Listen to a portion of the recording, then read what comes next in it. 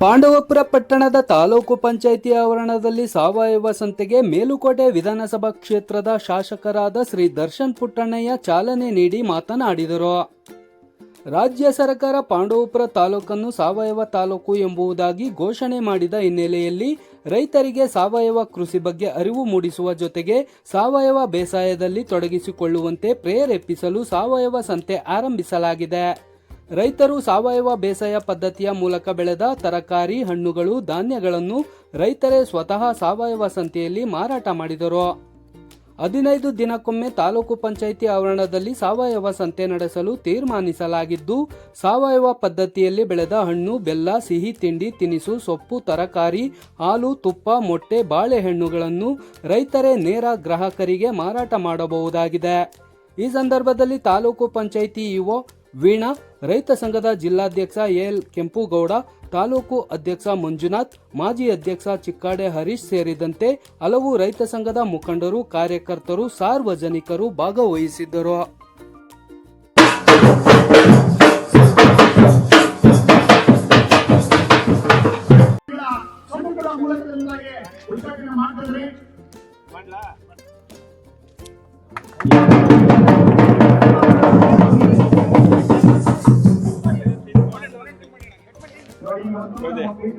ದರ್ಶನ್ ಪುಟ್ಟಣ್ಣಯ್ಯ ಅವರಿಗೆ ನಮ್ಮ ಪ್ರೀತಿ ಕೆಂಪೇಗೌಡರಿಗೆ ತಮ್ಮದು ಸಿಎಲ್ ಅಂತ ಹೇಳಿದವರಿಗೆ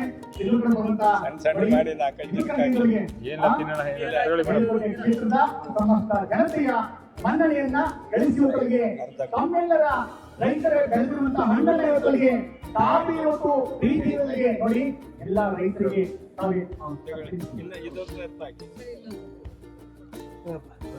ನಮ್ಮ ಪ್ರೀತಿಯ ಎಲ್ಲ ಸಮಸ್ತ ಅಧಿಕಾರಿಗಳು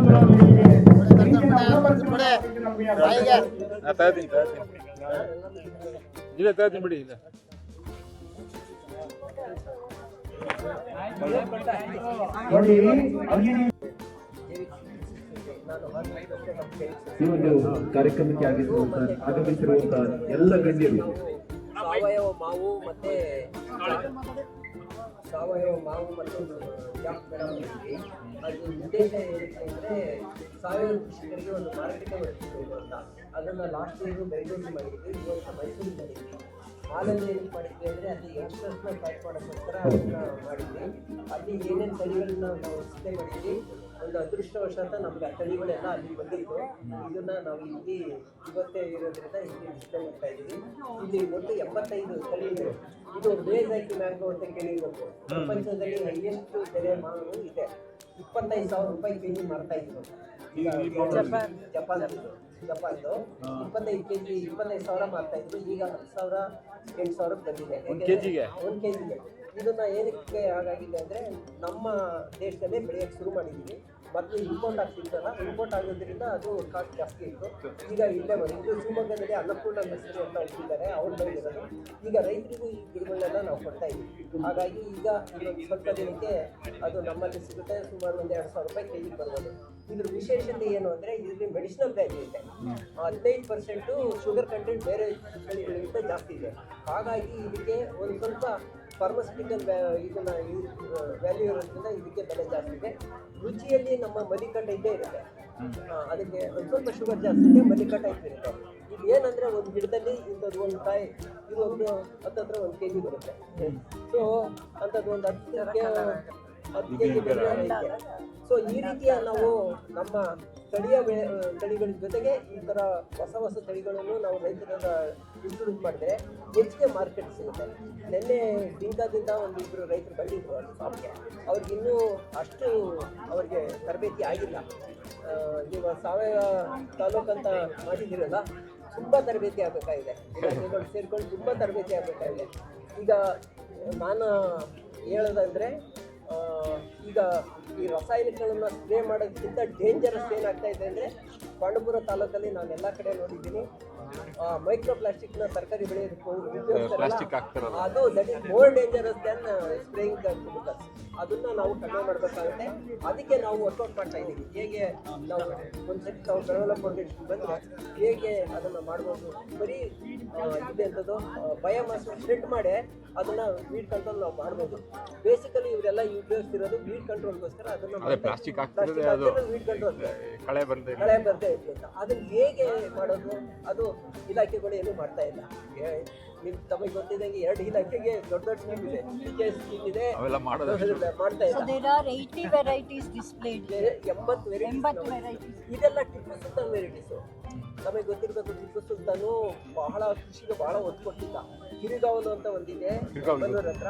ಅಲ್ಲಿ ಒಬ್ರು ಸುಮಾರು 1,000 ಎಕರೆ ಮ್ಯಾಂಗೋ ಇತ್ತಂತೆ. ಡ್ಯಾಮ್ ಬಂದಾದ್ಮೇಲೆ ನೀರೆಲ್ಲ ಬಿಟ್ಟಾದ್ಮೇಲೆ ಅದೇನಾಗೋಯ್ತು, ಎಲ್ಲ ಭತ್ತದ ಮತ್ತೆ ಕಬ್ಬು ಬೆಳೆಯಕ್ಕೆ ಶುರು ಆಯಿತು. ಮಾವಿನ ತಳಿಗಳನ್ನೆಲ್ಲ ತೆಗೆದ್ಬಿಟ್ರು. ಈಗ ಒಬ್ಬ ರೈತ ಮಾತ್ರ ಉಳಿಸ್ಕೊಳ್ಳಿ ಕೇಳಿರ್ಬೋದು, ಇವರು ಅವ್ರ ತೋಟದಿದ್ದೇ ಇದೆ ಎಲ್ಲ. They want you to hold these two. ಅದು ಇದಕ್ಕೆ ಒಳ್ಳೆಯ ಬೆಲೆ ಇದೆ. ರೈತರು ಇದನ್ನ ಬೆಳೆದ್ರೆ ಎಲ್ರಿಗೂ 25,000 ಸಿಗದೆ ಇರ್ಬೋದು. ಮುಂದಿನ ದಿನಗಳಲ್ಲಿ ಬೇರೆ ಬೇರೆ ಈ ಥರದ ಒಳ್ಳೊಳ್ಳೆ ಜಾತಿ ಇದೆ. ಉದಾಹರಣೆಗೆ ನಮ್ದು ಸಕ್ಕರೆ ಗುಬ್ಬಿ ಅಂತ ಒಂದು ಸ್ಥಳೀಯ ತಳಿ ಇದೆ. ಈಗ ರೈತರು ಜಾಸ್ತಿ ಬಾದಾಮಿ ಇಂಥ ತಳಿಗಳಿಗೆ ಜಾಸ್ತಿ ಗ್ರಾಹಕರು ಇಲ್ಲ. ಗ್ರಾಹಕರು ಎಂಥ ತಳಿಗಳು ತಗೊಳ್ತಾರೆ ಅಂದರೆ ನಮ್ಮ ಸ್ಥಳೀಯ ಜೀರಿಗೆ ಮಾವು ಇರ್ಬೋದು, ಸಕ್ಕರೆ ಗುಬ್ಬಿ ಇರ್ಬೋದು, ಈ ರೀತಿಯ ಒಂದು ತಳಿಗಳಿಗೆ ಗ್ರಾಹಕರಿಗೆ ಭಾಳ ಡಿಮ್ಯಾಂಡ್ ಇದೆ. ಆದ್ದರಿಂದ ನಾವು ಸ್ಥಳೀಯ ತಳಿಗಳನ್ನು ನಾವು ಇದು ಮಾಡಬೇಕಾಗುತ್ತೆ. ಆಮೇಲೆ ಬಹಳ ಮುಖ್ಯವಾಗಿ ರೈತರಿಗೆ ಏನು ತೊಂದರೆ ಇದೆ ಅಂದರೆ ಅದನ್ನು ಹೇಗೆ ಸಾವಯವವಾಗಿ ಬೆಳಿಬೇಕು ಅನ್ನೋದು. ಅಂದರೆ ಬಹಳ ಮುಖ್ಯವಾಗಿ ಏನಾಗುತ್ತೆ ಅಂದರೆ ಗೊಬ್ಬರ ಎಲ್ಲ ದನಿ ಗೊಬ್ಬರ ಎಲ್ಲರೂ ಹಾಕ್ತಾರೆ. ಆದರೆ ಹುಳುಗಳನ್ನು ಹೇಗೆ ಕಂಟ್ರೋಲ್ ಮಾಡೋದು, ರೋಗನ ಹೇಗೆ ಕಂಟ್ರೋಲ್ ಮಾಡೋದು, ಇದಕ್ಕೆ ನಾವು ಹೆಚ್ಚಿನ ಒಂದು ಒತ್ತನ್ನು ಕೊಡಬೇಕಾಗುತ್ತೆ. ಅದು ಇಲ್ಲದೆ ಏನಾಗುತ್ತೆ ಅಂದರೆ ಅವರು ಇದನ್ನ ಮಾಡೋಕ್ಕೆ ಹುಳ ಬಿದ್ದ ತಕ್ಷಣ ಗೊಬ್ಬರ ಅಂಗಡಿಗೆ ಹೋಗಿ ಕೆಮಿಕಲ್ಸ್ ತಗೊಂಡು ಹೊರಡ್ತಾರೆ. ಅದರಿಂದ ಅದು ಸಾವಯವ ಆಗೋದಿಲ್ಲ. ಇದ್ರ ಘಮ ಎಷ್ಟಿರುತ್ತೆ, ಸುವಾಸನೆ, ಟೇಸ್ಟು ಎಷ್ಟಿರುತ್ತೆ ಅಂದರೆ ಅದು ಮಾವು ತಿನ್ನೋದು ನಾವು ಆರೋಗ್ಯಕ್ಕೋಸ್ಕರ.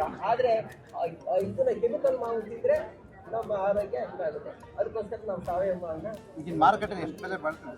ಇದು ಬೇರೆ ಕಡೆ 40 ರೂಪಾಯಿ 30 ರೂಪಾಯಿಗೆ ಮಾರೋ ಅಂಥದ್ದು ಬೇರೆ ತಳಿಗಳನ್ನು ನಾವು ನಿನ್ನೆ 3 ದಿನ ಮೈಸೂರಿನಲ್ಲಿ 70 ರಿಂದ 200 ರೂಪಾಯಿವರೆಗೂ ಮಾಡಿದ್ದೀವಿ. ಹಿಮಾಂಪಸಂದೆಲ್ಲ 200ಗೆ. ಇದನ್ನ ಮಾರಾಟ ಮಾಡಕ್ ಆಗ್ಲಿಲ್ಲ, ಯಾಕೆಂದ್ರೆ ಅಷ್ಟು ಇಲ್ಲ, ನಮ್ಮ ಪ್ರೊಡಕ್ಷನ್ ಇಲ್ಲ. ಇದನ್ನ ಬರೀ ಎಕ್ಸಿಬಿಷನ್ ಮಾತ್ರ ತಂದಿದ್ದೀವಿ. ಈಗ 1 ಕೆಜಿ ಈಗ 8,000 ರಿಂದ 10,000 ರೂಪಾಯಿ ಹೋಗ್ತಿದೆ. ಇಲ್ಲಿಗೆ ನಾವು ಹೇಗೆ ತಂದಿದ್ವಿ ಅಂದ್ರೆ ನಿನ್ನೆ ಅದು ಡಿಪಾರ್ಟ್ಮೆಂಟ್ ಇಂದ ಶಿವಮೊಗ್ಗದಿಂದ ತರಿಸಿದ್ರು. ಹಾಗಾಗಿ ನಿನ್ನೆ ಎಕ್ಸಿಬಿಷನ್ ತಳಿ ಹೆಸರೇನು ಸರ್? ಅದು ಮಿಯಾಜಾಕಿ ಅಂತ. Miyazaki Japan Miyazaki. ಇಲ್ಲಿ ಸಾವಯವ ಸಂತೆಯನ್ನ ಏನು ಆಶಾದಿಂದ ಮತ್ತೆ ಎಲ್ಲ ಬೇರೆ ಬೇರೆ ಕಡೆಯಿಂದ ಬಂದು ಮಂಡ್ಯದಿಂದ ಬಂದಿರುವಂತದ್ದು ಮತ್ತೆ ಪಾಂಡವಪುರ ತಾಲೂಕಿನಲ್ಲಿ ಇರುವಂತವರು ಸುಮಾರು ಜನ ಸಾವಯವ ಸಂತೆಯಲ್ಲಿ ಭಾಗವಹಿಸಿದ್ವಿ.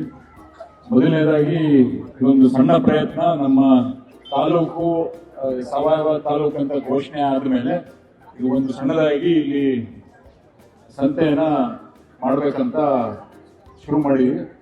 ಇದ್ರ ಮೂಲಕ ನಾವೆಲ್ಲ ಕೇಳ್ಕೊಳ್ಳೋದು ಅಂದ್ರೆ ಗ್ರಾಹಕರು ಎಲ್ಲರೂ ಬಂದು ಈ ಸಂತೆಯಲ್ಲಿ ಬೆಳೆದಿರೋಂಥ ಪದಾರ್ಥಗಳನ್ನ ದಯವಿಟ್ಟು ತಗೊಂಡು ಈ ಉಪಯೋಗಿಸ್ಬೇಕು.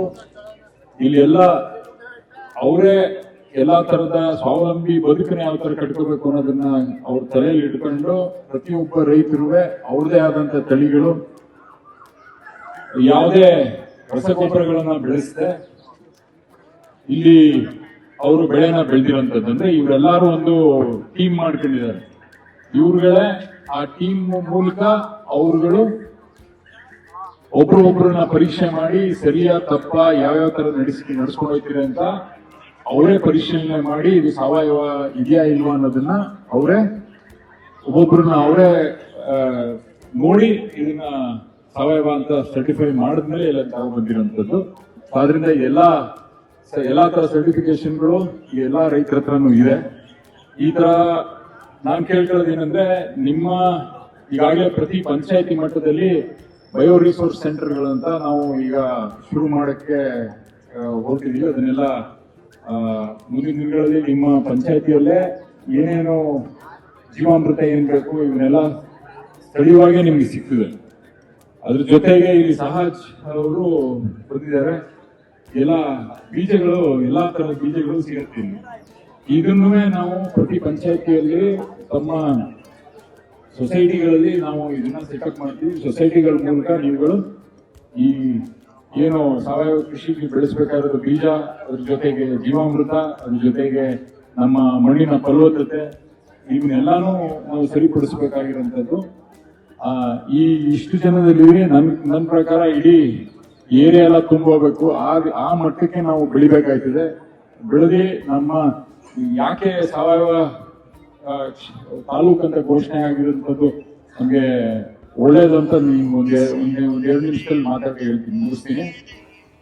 ಆರ್ಥಿಕವಾಗಿ ನಿಮ್ಗೆ ಏನು ಬೆಲೆ ಸಿಗ್ಬೇಕು, ಬೆಲೆ ಸಿಗಕ್ಕೆ ಈ ತರ ಒಳ್ಳೆ ಸಾವಯವ ಪದ್ಧತಿಯಲ್ಲಿ ಬೆಳೆದಿರುವಂತ ಪದಾರ್ಥಗಳಿಗೆ ಅತಿ ಹೆಚ್ಚು ಬೆಲೆ ಸಿಗ್ತಾ ಇದೆ ಮಾರುಕಟ್ಟೆ.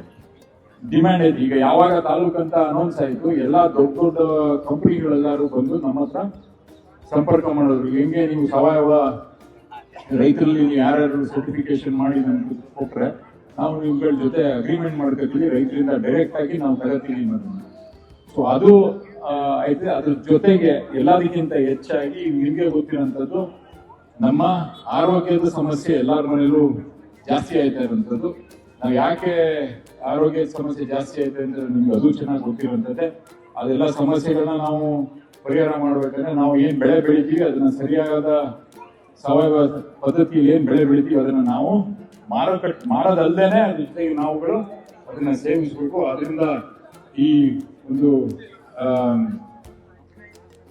ಏನು ಸಂತೆನ ಆಯೋಜನೆ ಮಾಡಿದ್ವಿ. ಇದ್ರಲ್ಲಿ ದಯವಿಟ್ಟು ಎಲ್ಲರೂ ಏನು ಬೈವೀಕ್ಲಿಯಲ್ಲಿ 2 ವಾರಕ್ಕೆ ಒಂದ್ಸತಿ 15 ದಿನಕ್ಕೆ ಒಂದ್ಸತಿ ನಾವು ಈ ಸಂತೆಯನ್ನ ಮಾಡ್ತೀವಿ ಇದೇ ಆವರಣದಲ್ಲಿ. ಪ್ರಾಯೋಗಿಕವಾಗಿ 2 ವಾರಕ್ಕೆ ಒಂದ್ಸತಿ ಮಾಡ್ತೀವಿ. ಅದಾದ್ಮೇಲೆ ಇದು ಚೆನ್ನಾಗಿ ಜಾಸ್ತಿ ಜನ ಇದು ಬರ್ತಾ ಇದೆ. ಜಾಸ್ತಿ ಜನ ಬೇಕು ಅಂದ್ರೆ ನಾವು ಏನ್ ಸಂತೆ ಇದೆ ನಮ್ದು ಪಾಂಡುಪುರ ಹಳೆ ಬಸ್ ಸ್ಟ್ಯಾಂಡ್ ಹತ್ರ, ಅಲ್ಲಿಗಾದ್ರೂ ಶಿಫ್ಟ್ ಮಾಡ್ಬೋದು. ಇದು ಪ್ರಾಯೋಗಿಕವಾಗಿ ಶುರು ಮಾಡೋದ್ರೆ ಇದನ್ನ ಎಂಕರೇಜ್ ಮಾಡಕ್ಕೂ ನಾವು ಶುರು ಮಾಡಿದ್ವಿ. ಎಲ್ಲ ರೈತರಿಗೆ ಇಲ್ಲಿ ಮಾರುಕಟ್ಟೆ ಎಲ್ಲಿದೆ ಅಂತ ಕೇಳ್ತಾ ಇರ್ತಾರೆ. ಅದಕ್ಕೆ ಇಲ್ಲೇ ಮಾರುಕಟ್ಟೆ ಇದೆ, ಇಲ್ಲೇ ತಗೊಂಡು ಮಾರಿ ಅನ್ನೋದನ್ನ ಶುರು ಮಾಡಿದ್ವಿ. ದಯವಿಟ್ಟು ಎಲ್ಲ ರೈತರೇ ಎಲ್ಲರೂ ಬಂದಿರೋಂಥದ್ದು. ದಯವಿಟ್ಟು ತಾವುಗಳೆಲ್ಲ ಸಾವಯವ ಪದ್ಧತಿನ ಅಳವಡಿಸ್ಕೊಳ್ಳಿ. ಈ ಸ್ಟಾರ್ಟಿಂಗ್ ಅಲ್ಲಿ ಸಮಸ್ಯೆ ಇರ್ಬೋದು, ಆದ್ರೆ ಒಯ್ತಾ ನಿಮ್ಗೆ ಆರ್ಥಿಕವಾಗಿ ತುಂಬಾ ಅನುಕೂಲ ಆಯ್ತದೆ, ನಿಮ್ಮ ಆರೋಗ್ಯಕ್ಕೂ ಅನುಕೂಲ ಆಯ್ತದೆ. ದಯವಿಟ್ಟು ಈಗೇನು ಹೊಸದಾಗೇನು ಮಾಡ್ತಾ ಇಲ್ಲ. ಹಿಂದೆ ಯಾವ ತರ ಬೆಳೆ ಬೆಳೀತಾ ಇದೀವಿ ಆ ತರ ಬೆಳೆ ಬೆಳೀರಿ ಅಂತ ಹೇಳ್ತಾ ಇದೀವಿ ಅಷ್ಟೇ. ಅದಕ್ಕೊಂದು ಹೊಸದಾಗಿ ಹೊಸ ಪದಾರ್ಥಗಳನ್ನ ಹೇಳ್ತಾ ಇದೀವಿ ಅಷ್ಟೇ. ಅಷ್ಟು ಬಿಟ್ರೆ ಹಳೆ ಬೇರು ಹೊಸ ಚಿಗುರು ಅಷ್ಟೇ. ಹಿಂದೆ ನೀವು ಬೆಳೀತಿರೋ ತರ ಬೆಳೀರಿ, ಈ ಹೊಸದಾಗಿ ಹೇಳ್ಕೊಟ್ರಲ್ಲ ಅದಕ್ಕೆ ಬೆಳಿಬೇಡಿ ಅಂತ ಹೇಳ್ತಾ ಇದೀವಿ ಅಷ್ಟೇ. ಅದು ಹಂಗೆ ಆ ಪದ್ಧತಿನ ದಯವಿಟ್ಟು ಎಲ್ಲ ರೈತರು ಅಳವಡಿಸ್ಕೊಳ್ಳಿ ಅಂತ ಹೇಳ್ತಾ, ಈ ಮತ್ತೊಮ್ಮೆ ಕವಿತಾ ಮೇಡಮ್ ನೀವು ಮತ್ತೆ ನೀವೆಲ್ಲ ಸೇರಿ ದೇವೇಗೌಡರು ಎಲ್ಲ ಒಂದು ಟೀಮ್ ಈ ಒಂದು ಸಂತೆನ ಆಯೋಜನೆ ಮಾಡೋದಕ್ಕೆ ನಿಮ್ಮೆಲ್ಲರಿಗೂ ಧನ್ಯವಾದಗಳು. ನೀವು ಈ ತರ ತರಬೇತಿಗಳನ್ನು ಕೊಡ್ತಾ ಇದ್ರಿ, ಇನ್ನೂ ಜಾಸ್ತಿ ಕೊಡ್ಲಿ ಅನ್ನೋದನ್ನ ನಿಮ್ ಕೇಳ್ಕೊಳ್ತಾ ನಾನು ಮಾತು ಮುಗಿಸ್ತೀನಿ. ನಮಸ್ಕಾರ. ಉತ್ಪನ್ನಗಳನ್ನ ತಯಾರು ಮಾಡಿ ಒಂದು ಸಂತೆ ತರ ಆಯೋಜನೆ ಮಾಡಲಾಗಿದೆ. ಮಾನ್ಯ ಶಾಸಕರು ಈ ಒಂದು ಕಾರ್ಯಕ್ರಮವನ್ನ ಉದ್ಘಾಟನೆ ಮಾಡಿದ್ದಾರೆ. ಏನು ನಮ್ಮ ತಾಲೂಕು ಸಾವಯವ ತಾಲೂಕು ಅಂತಾನೆ ಆಯ್ಕೆಯಾಗಿರೋದ್ರಿಂದ ಆ ನಿಟ್ಟಿನಲ್ಲಿ ನಾವೆಲ್ಲ ಬಳಸುವಂತ ಉತ್ಪನ್ನಗಳು, ನಾವು ಮಾಡುವಂತ ವ್ಯವಸಾಯವನ್ನು ಸಾವಯವ ಮಾದರಿಯಲ್ಲೇ ಮಾಡ್ಕೊಬೇಕು. ರಾಸಾಯನಿಕ ಆಹಾರ ಪದಾರ್ಥಗಳನ್ನ, ರಾಸಾಯನಿಕ ಗೊಬ್ಬರಗಳನ್ನ ಮೂಲಕ ಬಳಸಿ ನಮ್ಮ ಎಷ್ಟು ರೋಗಗಳಿಗೆ ತುತ್ತಾಗ್ತಾ ಇದೀವಿ. ಇದರಿಂದ ನಾವು ಬರಬೇಕು ಅಂತಂದ್ರೆ ನಾವು ಸಾವಯವ ಕೃಷಿಯನ್ನ ಮಾಡಬೇಕು, ಸಾವಯವ ಪದಾರ್ಥಗಳನ್ನೇ ನಾವೆಲ್ಲ ಬಳಸಬೇಕು. ಇನ್ಮುಂದೆ ನಾವೆಲ್ಲರೂ ಎಲ್ಲ ಉತ್ಪನ್ನಗಳನ್ನು ನಾವು ಬಳಸುವಂತ, ಪ್ರತಿನಿತ್ಯ ಬಳಸುವಂತ ವಸ್ತುಗಳನ್ನು ನಾವು ಸಾವಯವ ಪದಾರ್ಥಗಳನ್ನೇ ಬಳಸಬೇಕು ಅಂತ ಎಲ್ಲರಲ್ಲೂ ಕೇಳ್ತಾ, ಇನ್ನೂ ಹೆಚ್ಚಿನ ರೀತಿಯಲ್ಲಿ ಈ ಒಂದು ಕಾರ್ಯಕ್ರಮ ಯಶಸ್ವಿಯಾಗಬೇಕು. ಎಲ್ಲ ಜನಗಳು ಭಾಗವಹಿಸಿ ಏನು ಸಾವಯವ ಸಂತೆಯಲ್ಲಿ ಉತ್ಪನ್ನಗಳನ್ನ ಮಾರಾಟಕ್ಕೆ ಇಟ್ಟಿದ್ದಾರೆ ಅವನ್ನೆಲ್ಲ ತಗೊಬೇಕು, ಅವ್ರಿಗೆ ಎನ್ಕರೇಜ್ ಮಾಡಬೇಕು. ಮುಂದಿನ ದಿನಗಳಲ್ಲೂ ಹೆಚ್ಚಿನ ಜನರು ಭಾಗವಹಿಸಬೇಕು ಅಂತ ಹೇಳ್ತಾ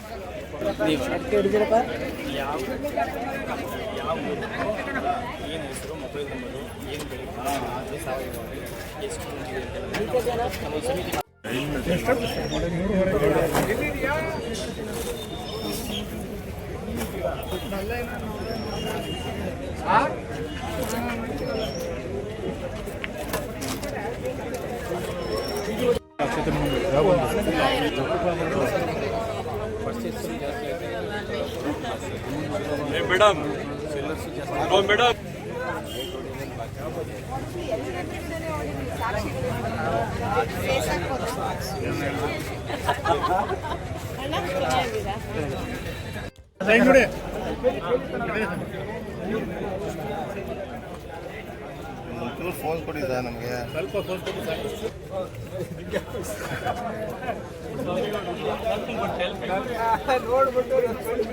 ಸರ್ ಹಂಗೆ ಈ ಕಡೆ ಸರ್ ಟೇಸ್ಟ್ ನೋಡಿ ಸರ್.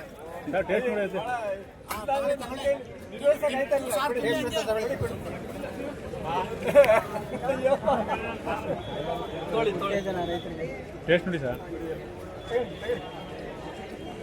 ಚೆನ್ನಾಗಿದೆಯಾ? ನೀವೇ ಕೊಡಿಸ್ತಾ ಇಲ್ಲ ಅಂತ ಹೊಟ್ಟೆ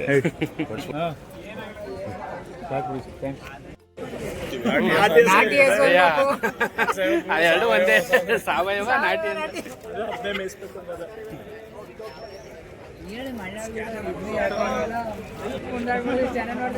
ಮಲ್ಲ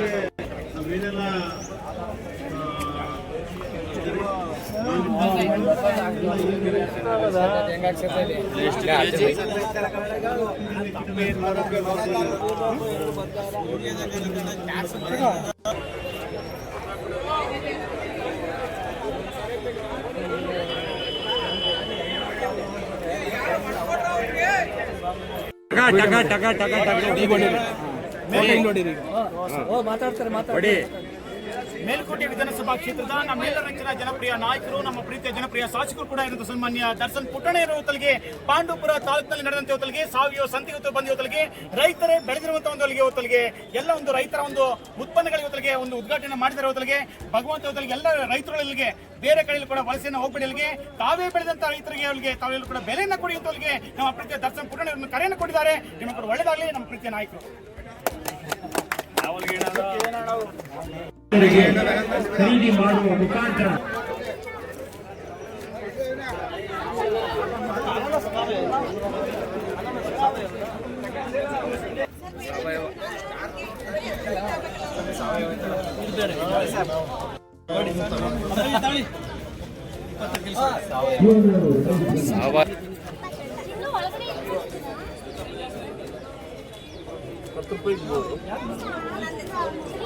ಅಕ್ಕಿ ಕೊಡೋರು ಯಾರು ಇಲ್ಲ, ಇಟ್ಕೊಳ್ಳಿ ಕಾಸು ಇಟ್ಕೊಳ್ಳಿ, ಎಣ್ಣೆ ಎಷ್ಟು ರೂಪಾಯಿ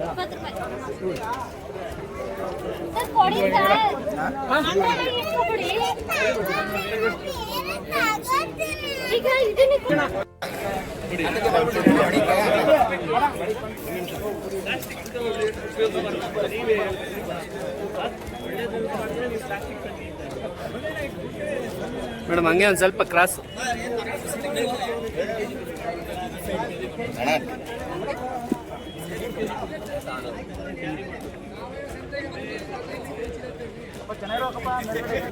ಕೆಂಪುಗೌಡ್ರೆ ನಾವೇನ್ ಮಾಡಿದ್ವಿ ಅಂದ್ರೆ, ಮುಖ್ಯವಾಗಿ ಒಂದು ಹಸಿರು ಕ್ರಾಂತಿ ಆದ್ಮೇಲೆ ಈ ವಿಷವರ್ತದಲ್ಲಿ ಸಿಗಾಕೊಂಡಿದೀವಿ. ನನಗೆ ಗೊತ್ತಿರುವಂಗೆ ನಮ್ಮ ಪೂರ್ವಿಕರು ಒಂದು ಗಾದೆ ಹೇಳಿದ್ರು, ನದಿ ಮೂಲ, ಋಷಿ ಮೂಲ, ಹೆಣ್ಣಿನ ಮೂಲ ಹುಡ್ಕೋದು ಬೇಡ ಅಂತ ಹೇಳಿ. ಅದು ಹುಡ್ಕೋದೇ ಬೇಡ. ನೀವು ಕೃಷಿ ಮೂಲ ಹುಡ್ಕಿದ್ರೆ ಸೈಂಟಿಫಿಕ್ ಆಗಿ ಈ ಭೂಮಿ ಸೃಷ್ಟಿಯಾದ ತವಿಂದವೇ ಗೋ ಆಧಾರಿತ ಸಾವಯವ ಕೃಷಿ ಇರೋದು. ಅದು ಫಸ್ಟ್ ಇಂಡಿಯಾದಲ್ಲೇ ಹುಟ್ಟಿದ್ದು. ಈಗ ನಮಗೆ ಇತಿಹಾಸ ಹುಡುಕಿದ್ರೆ ದಾಳಿಕೋರರೆಲ್ಲ ಬಂದಿರೋದು ಆಹಾರ ಹುಡುಕಂದನೆ.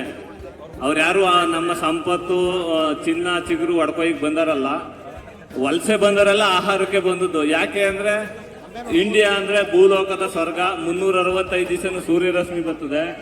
ಹಂಗಾಗಿ ಇಲ್ಲಿ ಎಲ್ಲ ಆಹಾರ ಪದಾರ್ಥಗಳು ಚೆನ್ನಾಗಿ ಬೆಳೀತವೆ. ಹಂಗಾಗಿ ಅರಬ್ಬರ ತವಿಂದ ಹಿಡಿದು ಎಲ್ಲ ಆಹಾರಕ್ಕಾಗಿ ದಾಳಿಗೆ ಬಂದದ್ದು. ಈ ಹಸಿರು ಕ್ರಾಂತಿ ಬಂದ್ಮೇಲೆ ಆಹಾರ ಕ್ರಾಂತಿ ಏನೋ ಆಯ್ತು ಪಡ್ಕೊಂಡು, ಆದ್ರೆ ಆರೋಗ್ಯ ಭ್ರಾಂತಿ ಸೃಷ್ಟಿಯಾಗದೆ. ಈಗ ಪ್ರತಿಯೊಬ್ರು ದುಡ್ದೆಲ್ಲನೆ ಒಂದು ಗುರುಗಂಜಿ ಗಾತ್ರ ಗುಳಿಗೆಗೆ 50 ರೂಪಾಯಿ 100 ರೂಪಾಯಿ ಕೊಟ್ಟು ಗುಳಿಗೆ ನುಂಗಿ ಕೊಯ್ತಾರೆ. ನನ್ನ ಪ್ರಕಾರ ಆಹಾರನೇ ಔಷಧಿ ಆಗ್ಬೇಕು. ಈಗ ಔಷಧಿನೇ ಆಹಾರ ತರ ತಿಂತಾವ್ರೆ. ಇದು ತಪ್ಪಬೇಕು ಅಂದ್ರೆ ಪ್ರತಿಯೊಬ್ಬರಿಗೂ ಆಹಾರದ ಮತ್ತೆ ಆರೋಗ್ಯದ ಅರಿವು ಮೂಡಬೇಕು.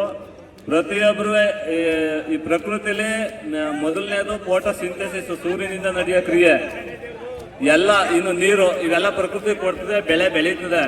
ಸ್ವಲ್ಪ ಹುಳ ಉಪ್ತೆ ಬರ್ತವೆ, ಆ ಹುಳ ಉಪ್ತೆ ತಿಂದೆ ಹೋದದ್ದು ಆಹಾರ ಅಲ್ಲ ವಿಷ ಅಂತ ನಾವು ಕನ್ಸಿಡರ್ ಮಾಡಬೇಕು. ಅಂದ್ರೆ ಇರುವ 84 ಲಕ್ಷ ಜೀವರಾಶಿಗೂ ಅನ್ನ ಹಾಕನು ಅನ್ನದಾತ ಅಂತ ಕರಿತಿದ್ರು.